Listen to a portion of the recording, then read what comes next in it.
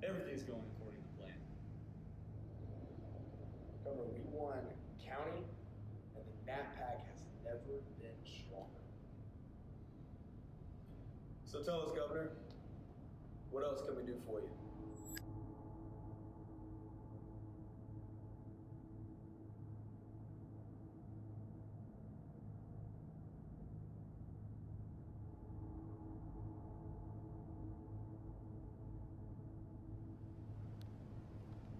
I got it from here. Welcome back to another episode of Bears Regular Talk. If you were joining this last time, we talked about disabilities, marriage, benefits, and disadvantages. With me once again, Mr. Ben McNew. Hey everybody, good to be back. So, today's episode, we're going to discuss the differences of each state with the Social Security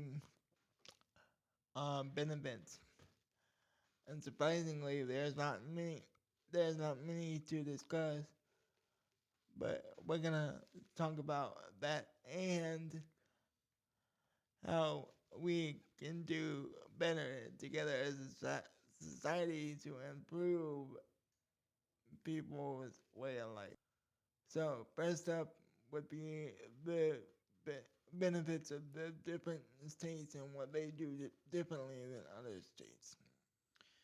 Yeah, so I've got the information here. So in regards to federal benefits, if you joined us last time, we talked about the SSI benefits that the people with disabilities receive.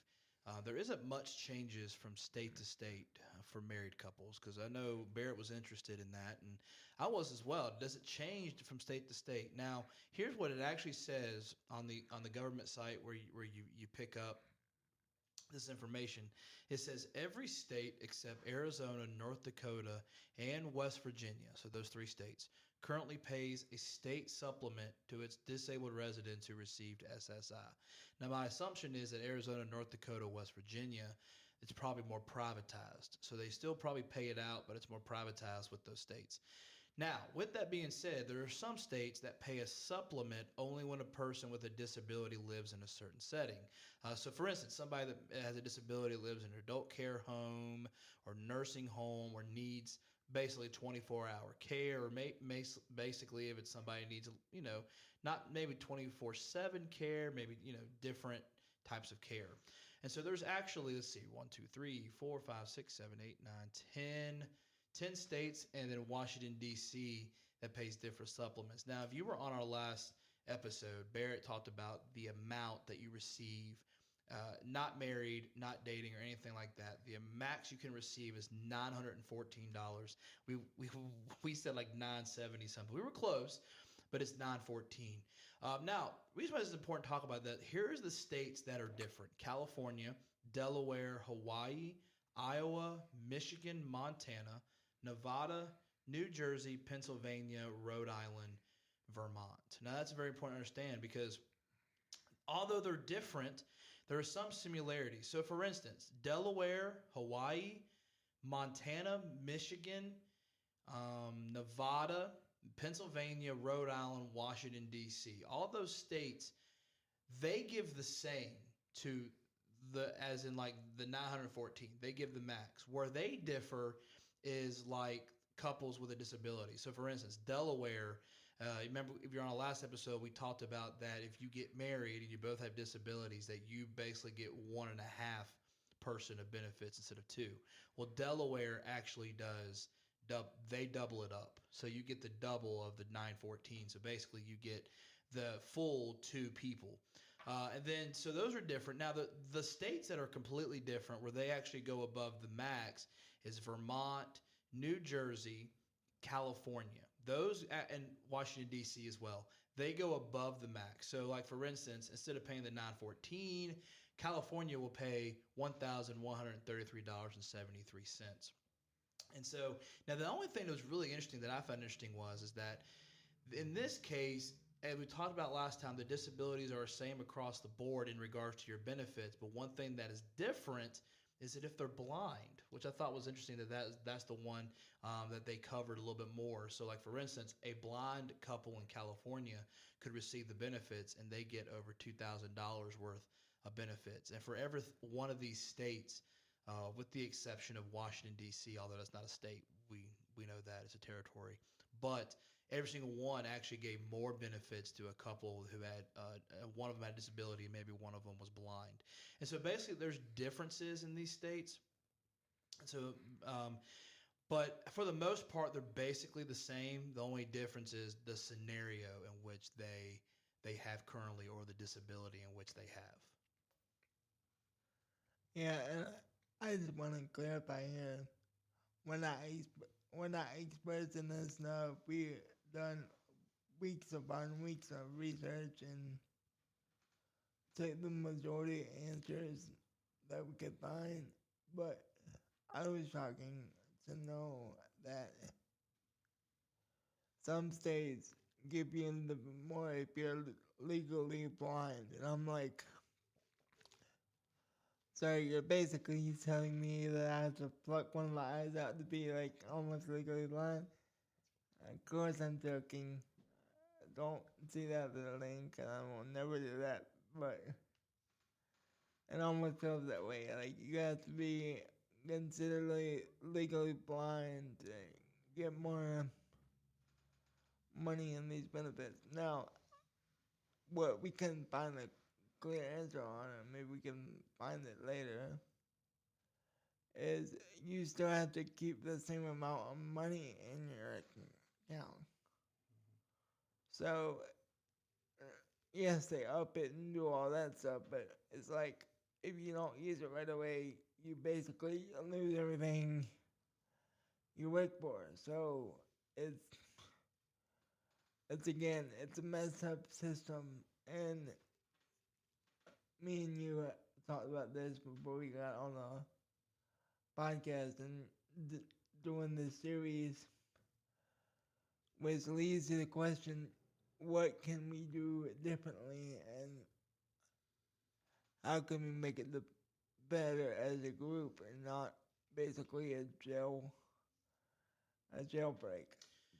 Well, I think first of all, I think the first things first is I think we rush to solutions without really knowing about the problem first. And so really what I think the first step is having conversations like we're having now to make people aware of basically what's going on with this, how the benefits work and all that. So I think that's the first thing to do, is just make people aware of the scenario. I think number two, though, as a whole, regardless of benefits, what they receive, what they don't receive, I think being aware of those. And so if we're aware of those, second thing is that if we see people who are struggling with whether they have a disability or not, to be more compassionate towards them in general, because ultimately we just don't know their life story.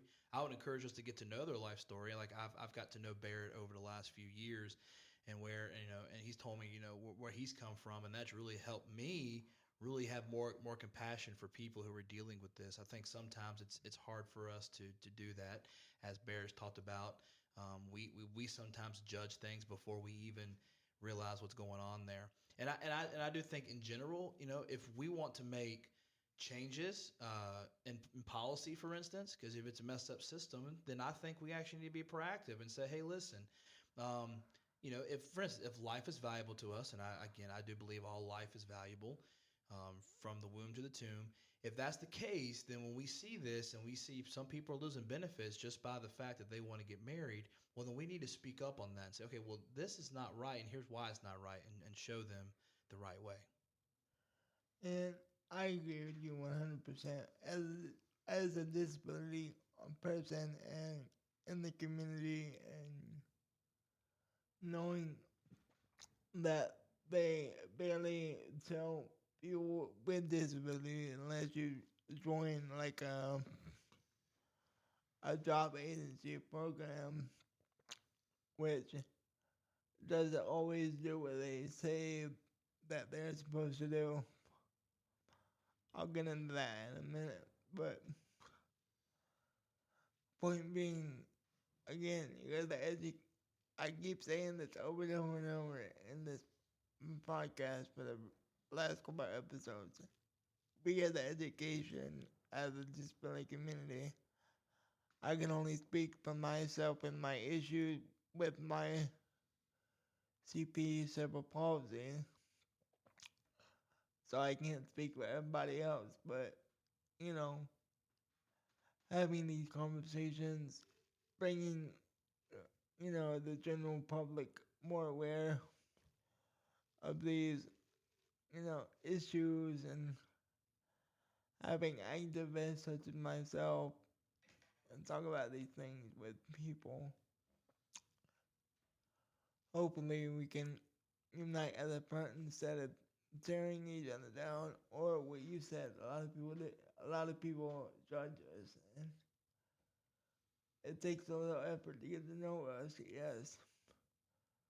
But it also takes effort on our part to be patient and not be so offensive at first, because I know when I first met you, you didn't know what to do. You were nervous as heck.